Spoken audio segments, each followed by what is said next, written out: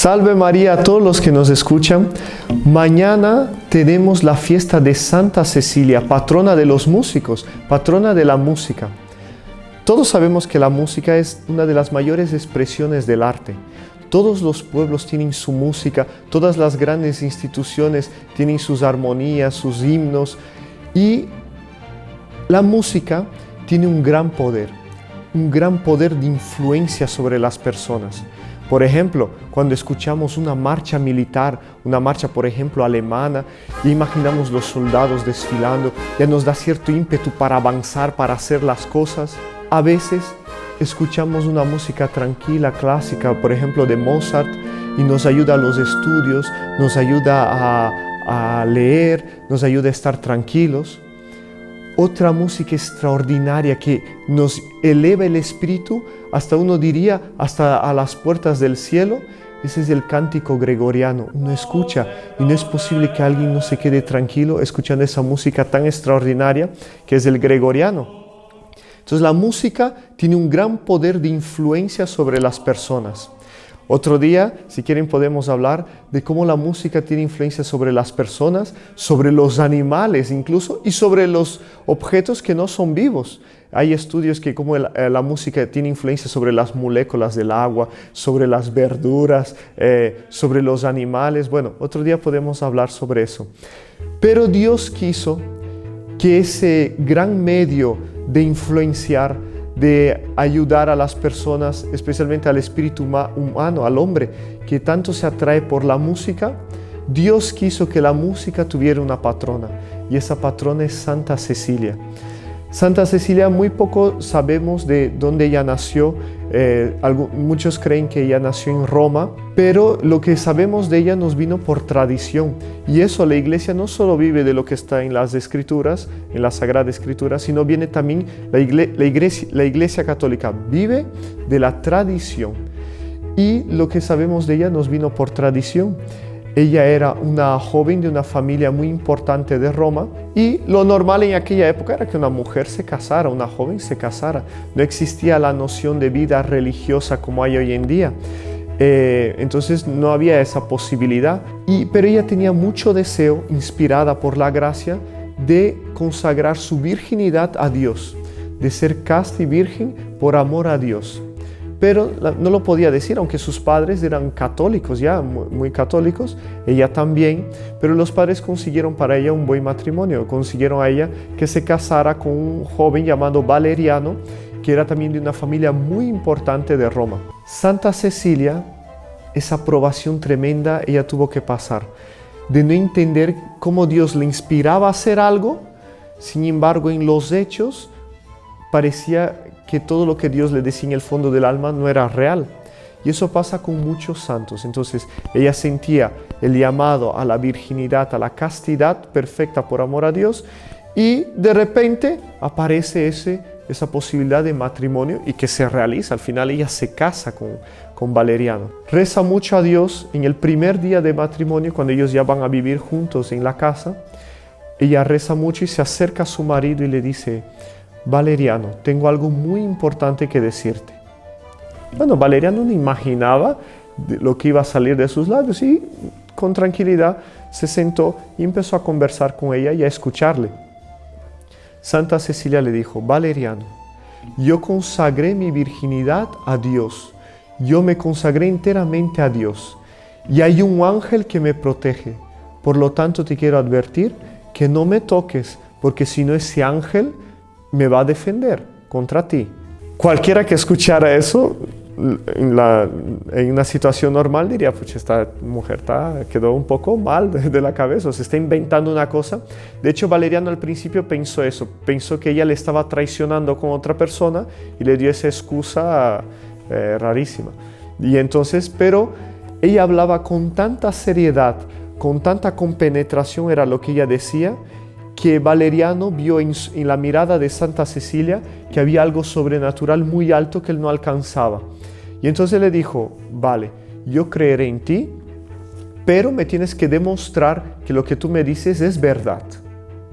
Entonces Santa Cecilia le dijo: Valeriano, ve hasta Urbano, que era el papa de la época, y le indicó dónde vivía y todo. Y tú te tienes que hacer bautizar, te tienes que convertir. Si te conviertes, te prometo que verás el ángel que me custodia. Y Valeriano aceptó.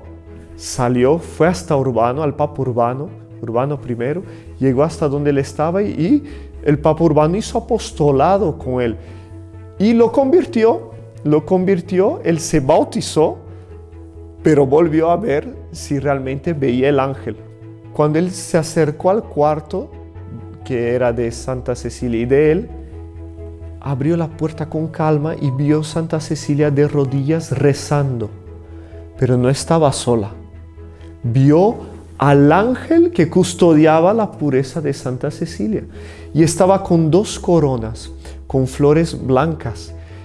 Y él entró y se quedó encantado, impresionado, se arrodilló y el ángel puso la corona de flores en la cabeza de los 2, diciendo que era símbolo de la pureza y de la castidad que Dios quería de los 2 dentro del matrimonio.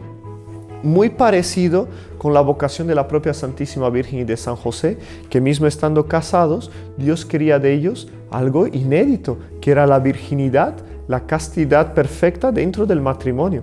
Todo el matrimonio tiene que ser casto, tiene que vivir la castidad, pero una castidad perfecta, o sea, como la de un religioso. Eso no es para muchos, es una predilección especial de Dios. Bueno, Dios dio esa gracia a Valeriano y a Santa Cecilia. No solo se convirtió Valeriano empezó a hacer apostolado con su hermano también Tiburcio, un hermano que él tenía que también se convirtió porque pudo ver a ese ángel extraordinario y ver las maravillas. Bueno, los 2 se convirtieron, Valeriano y Tiburcio, y hacían un apostolado extraordinario en tiempos de persecución. Había un gobernador en Roma que empezó a perseguir duramente a todos los católicos en el siglo III. Y los mataba a los cristianos y era prohibido en Roma enterrar los católicos, los cristianos, dentro de Roma. Entonces se los tiraba a los campos afuera de las murallas de Roma. Y Tiburcio y Valeriano se encargaban de coger todos esos muertos y darles una santa sepultura. El gobernador quedó furioso con Valeriano y Tiburcio, les quisieron obligar a rechazar la fe, porque les dijeron, miren, no les queremos hacer daño, rechacen la fe, dejen de hacer eso, que vivirán tranquilos. Se mantuvieron firmes y los 2 recibieron la pena capital, fueron decapitados ambos, murieron mártires, Valeriano y Tiburcio. El gobernador mandó llamar a Santa Cecilia y le dijo, entrégame todos los tesoros, todo el dinero que tenía Tiburcio y Valeriano, que eran de familia muy rica en Roma, incluso la propia Santa Cecilia. Y Santa Cecilia dijo, no, lamentablemente el tesoro ya está muy bien guardado y no se puede encontrar. ¿Qué había hecho Santa Cecilia? Había distribuido todos sus bienes y el de su marido y el de su cuñado a todos los pobres que había en aquella ciudad de Roma. Distribuyó todo, es imposible recuperar todas las riquezas. De rabia, el gobernador mandó meter a Santa Cecilia en una gran olla con agua hirviendo y la metieron ahí a Santa Cecilia, pero nada le ocurrió. La metieron en su propia casa, ella tenía como baños de agua caliente que había en la época, la pusieron ahí, pusieron al máximo el calor de las calderas que tenía ahí. Y era un calor insoportable en los baños donde estaba, pues Santa Cecilia tampoco murió con eso. Entonces el gobernador, furioso, viendo que nada tenía efecto, pues mandó decapitarla, cortarle la cabeza. Curioso que había una ley en Roma. En la ley romana era prohibido dar a un ciudadano romano más de 3 golpes de espada. Era muy raro que no lo consiguiesen matar con 3 golpes de espada, pero si le daban 3 golpes y aún no había muerto, ya no se le podía dar ningún golpe más. Por algún misterio de la providencia, el verdugo, que era muy diestro en cortar cabezas, era su trabajo, dio un golpe en el cuello de Santa Cecilia y no tuvo la profundidad que debería. Dio un segundo golpe, no la mató. Dio un tercer golpe y no la mató. Ella quedó con 3 graves heridas en el cuello, perdió muchísima sangre, pero no murió. Ella sobrevivió aún durante 3 días.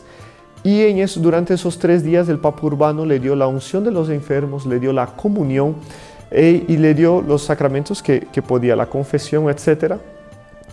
Y dicen que nos transmitieron por tradición que ella es patrona de la música por el siguiente motivo, porque en esos 3 días ella estuvo dando cantos de alabanza a Dios durante esos 3 días, con el cuello cortado, herida, durante 3 días cantando y dando gracias a Dios. De hecho, ella tenía una voz muy bonita y ella aparte era una instrumentista extraordinaria, ella tocaba una especie de arpa que había en la época, pero en fin, con ese don musical que ella tenía, alabó a Dios hasta la muerte. Por eso ella es conocida como la patrona de los músicos. Y aprovecho para felicitar ya porque a todas las Cecilias que en el día de mañana van a celebrar su santo.